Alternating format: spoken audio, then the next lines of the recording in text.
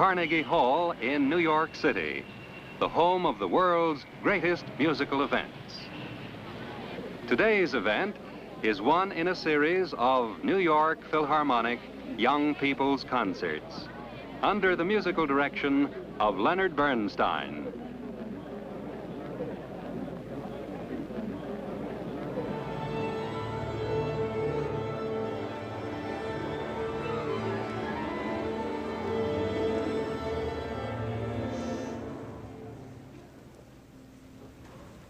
And here is Mr. Bernstein.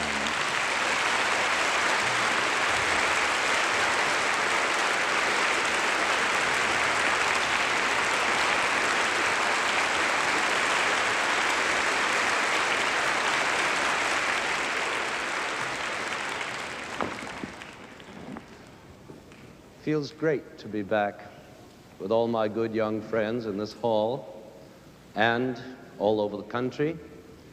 And I'd like to say a especially warm hello to our new friends up north in Canada.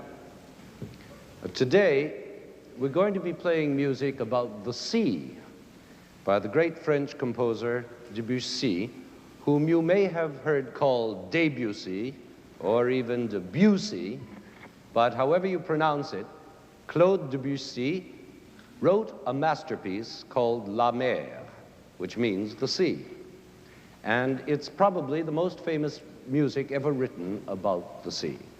Now, I suppose it's pretty hard for all you New Yorkers here in Carnegie Hall to imagine that there are people who may never have seen the ocean in their lives. People in Winnipeg, for instance, which is smack in the middle of Canada.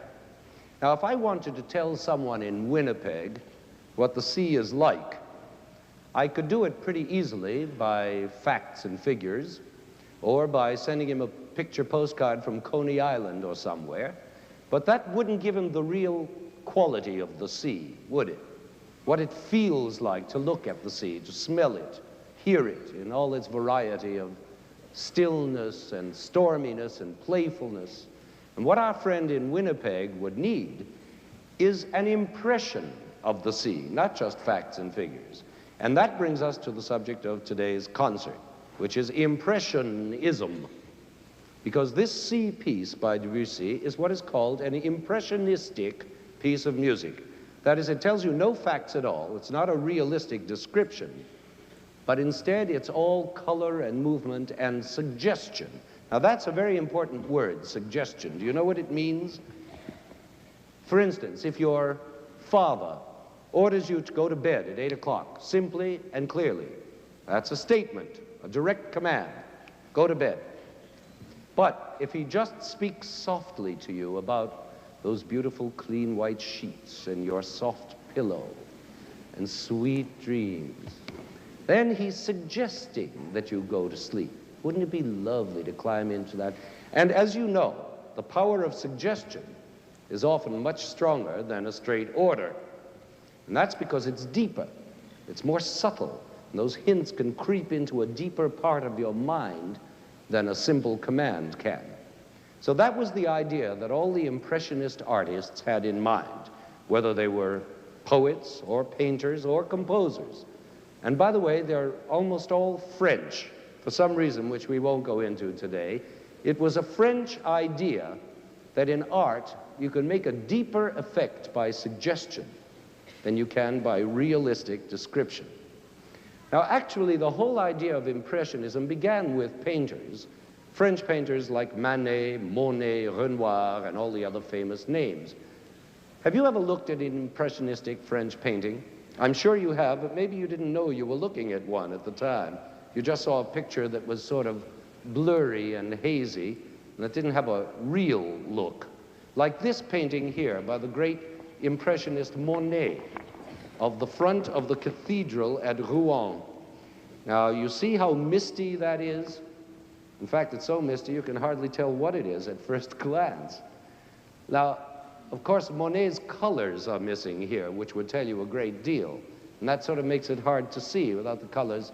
But just for fun, now take a look at an ordinary photograph of that same cathedral at Rouen and see the difference. You see how exact all the lines are, the hard, clean outlines and edges and shapes of the cathedral. Now, a realistic painter would want to make his painting of the cathedral as real as possible, with the light and the color and the shapes exact, like this photograph. But not Monet, the Impressionist painter, because he wants you to see not so much a cathedral as light itself, light and color, as they look to him reflecting on a cathedral. Do you see the difference? Look at the Monet again. This is almost like a dream of that cathedral, an impression of it, a suggestion, as we said before, of this cathedral as seen at a certain moment of the day when the light was a certain way. Now imagine Monet painted over 30 different pictures of this same view in different lights, bright morning, cloudy afternoon, and others. And this one that you see, if you could only see the colors of it, is the cathedral painted in the sunset, which has turned the stone into a dazzling, blurry dance of blues and oranges and mauves. Now that is one impression of this cathedral at Rouen. Of course, music is completely different from painting in that it can't ever be really realistic, because notes can't give you the exact measurements of a cathedral or the exact shape of anybody's nose. But music can be more or less realistic in its own way.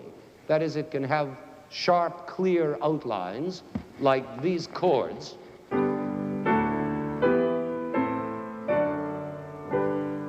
Or it can have blurry outlines like these chords.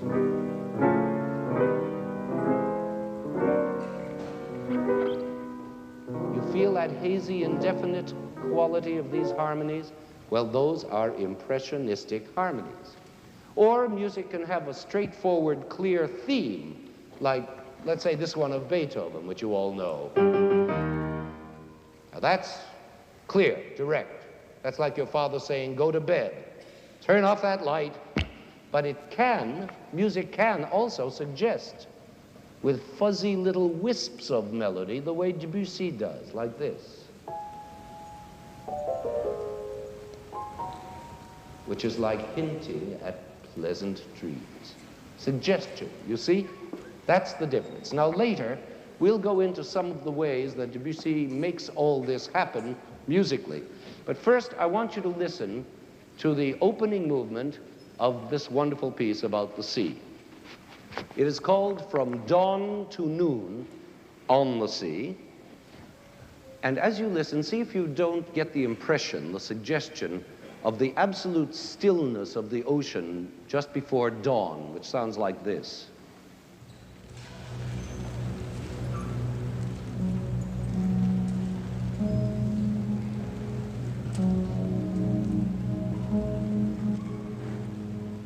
And then you will hear the first, the first spooky rays of light.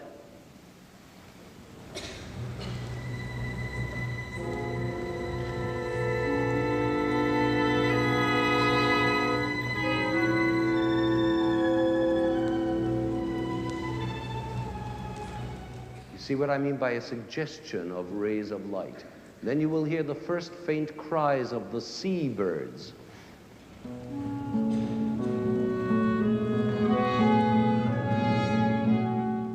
And then the waters begin to stir and rock as the first breeze comes up.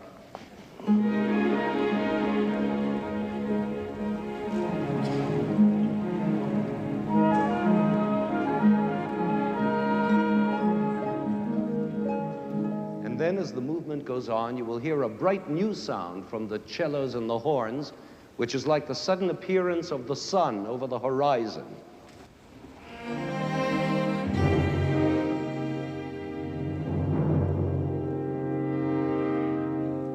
See how golden that is. And from there on, the music grows in power and color and movement until at the very end, the sun has climbed to the height of noon and hangs there blazing in space. Now this is a great moment of musical painting that Debussy has made with his last chord of this movement by suddenly taking away all the high notes and all the low notes from the chord and leaving only the brass chord hanging there in the middle, like a ball of fire in the middle of space. Just listen.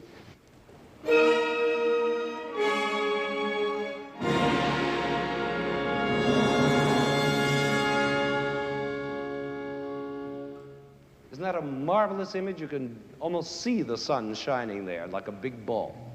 Now here is the first movement of Debussy's great tone painting, La Mer, from dawn to noon on the sea.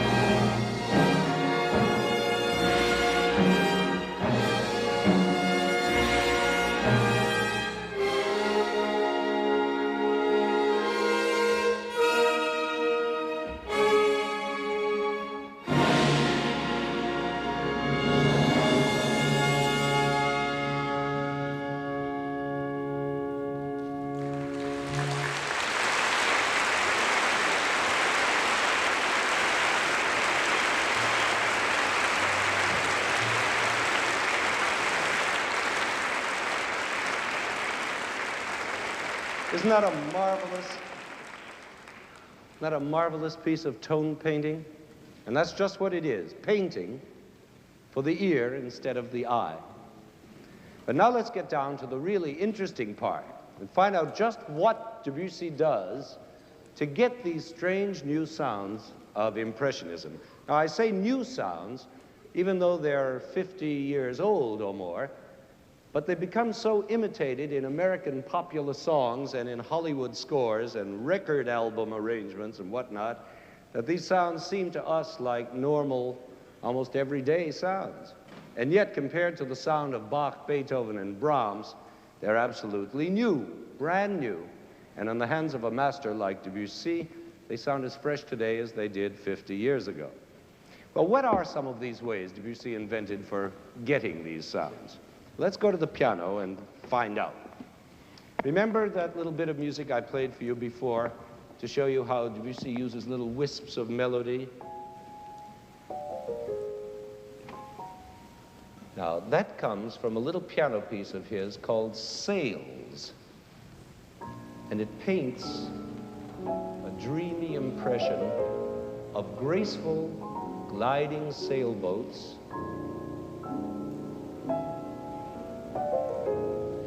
in the afternoon sun, perhaps, off in a hazy distance.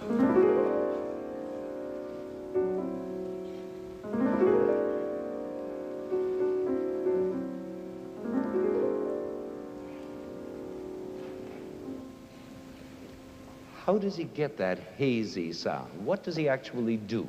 Well, the method he uses to get this dreamy effect is one of the most important methods used in impressionistic music, and it's called using whole tones. Now, that's not a very hard word. Do you know what a whole tone is? It's simple. It's two half tones. Two halves make a whole, right? Right. Well, now, if you remember that the step from any note on the piano to the note right next to it, whether it's a white note or a black note, is a step of a half tone, you can see that the whole piano is made up of only half tones, one after another. Now, out of these half tones, we make what we call our chromatic scale. That's this one. And we also make all the other scales, like our ordinary major scale, which is some half tones and some whole tones, and that's this one.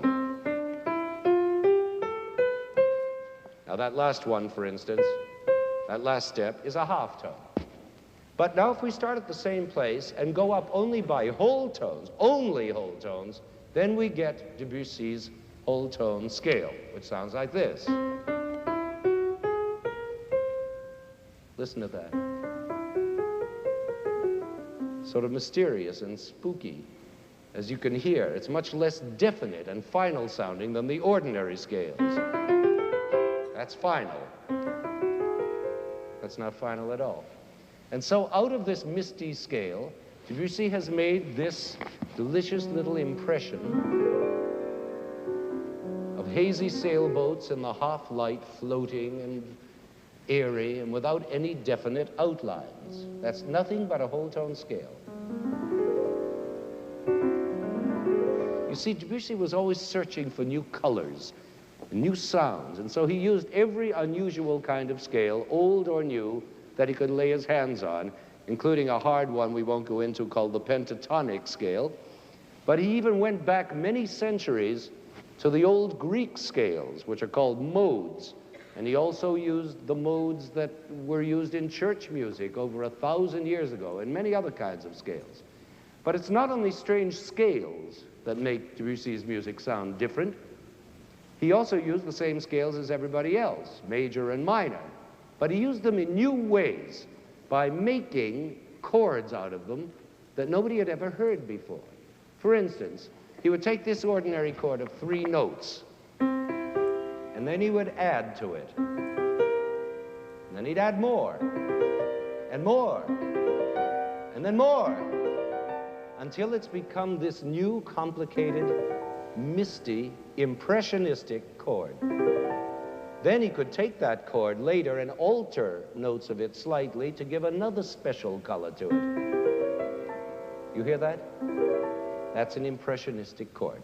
Now, here's a piano piece that uses some of those chords, and of all things, this one is about goldfish. In fact, it's called Goldfish. It goes like this.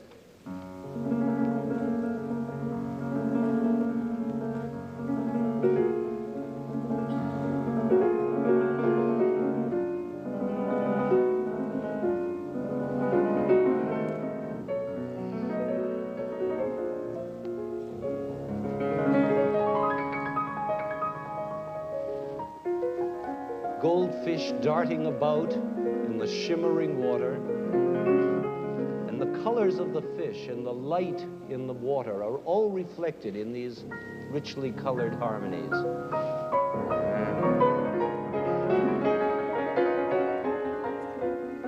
Strange colors, like those special colors we talked about in the Monet Cathedral, which unfortunately you couldn't see.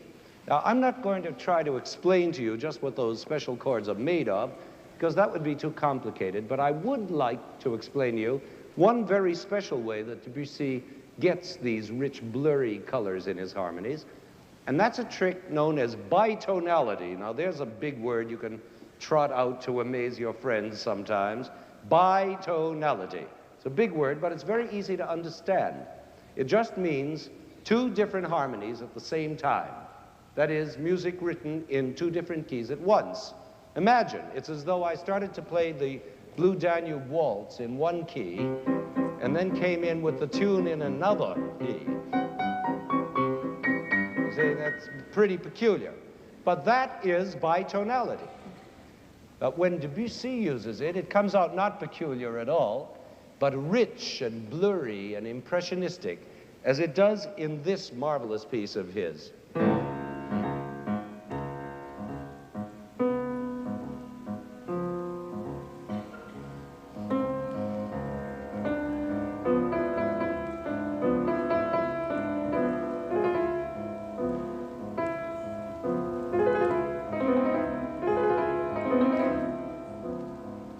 How the accompaniment is in 1 key,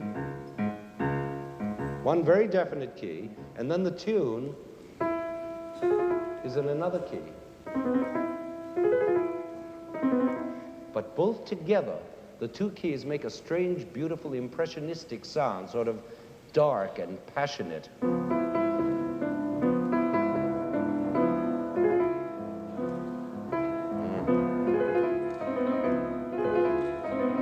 By the way, this piece, as you've probably guessed, is a Spanish sort of music.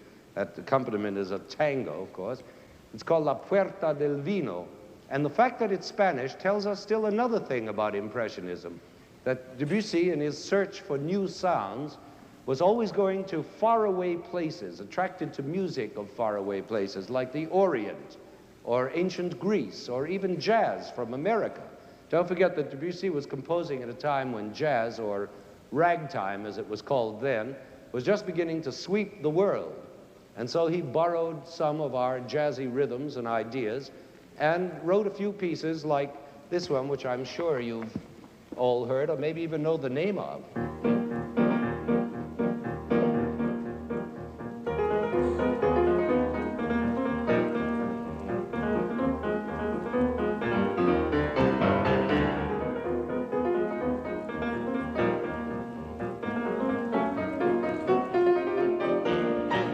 Who knows what that one's called? Oh, good. Oh, a lot of you do. The Gollywog's Cakewalk. I won't tell you what that means, but anyway, that's the title of it. In any case, that will show you that Debussy didn't always write slow, serious music, as you may have begun to think. It's not all that misty. And he had a wonderful sense of humor. I only wish there were time to go into that part of his music, too. But now it is time to get back to the second movement of La Mer, this great C piece of his. And this movement is called the play of the waves. And it's a light, sparkling impression of the sea in its most playful mood. In it, you'll hear all the scales and harmonies and tricks we've been talking about, a wavy wisp of a tune in an old church mode that goes like this.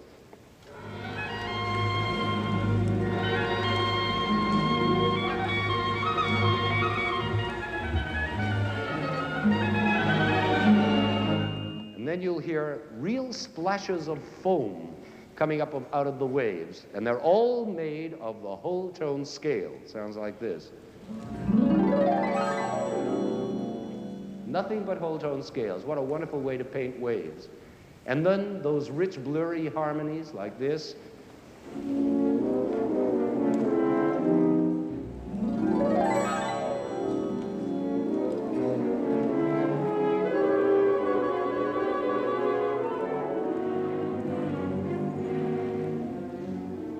And there are even some Spanish rhythms in this movement, like this bolero rhythm that suddenly comes in the middle. And then you'll hear bi-tonality and all the rest of the things we've been talking about, but you won't hear any jazz. Well, I think by this time you're ready to hear this music of the waves and really know what's going on. You're experts now on Impressionism, and I hope that will make you love this music as much as we do.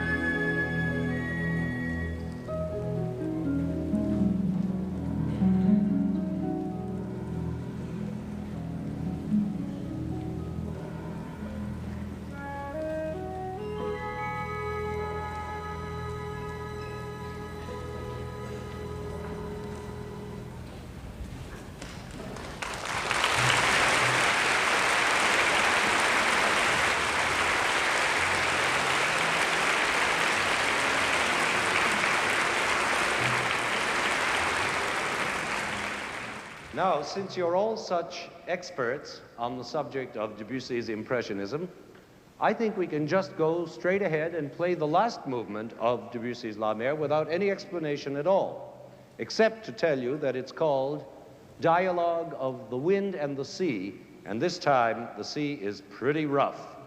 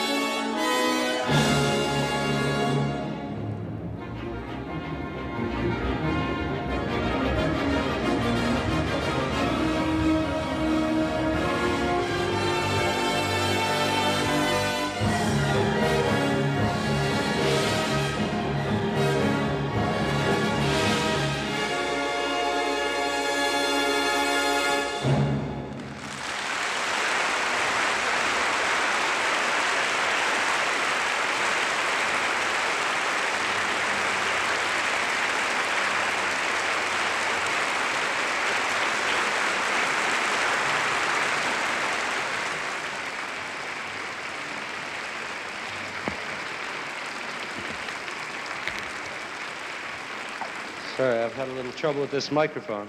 Is it still working? Yes. Before we play our next and last piece for you, I want to give you all a very sincere compliment. So I think that Debussy's La Mer is probably the longest and most complicated special piece ever played at a children's concert in its entirety.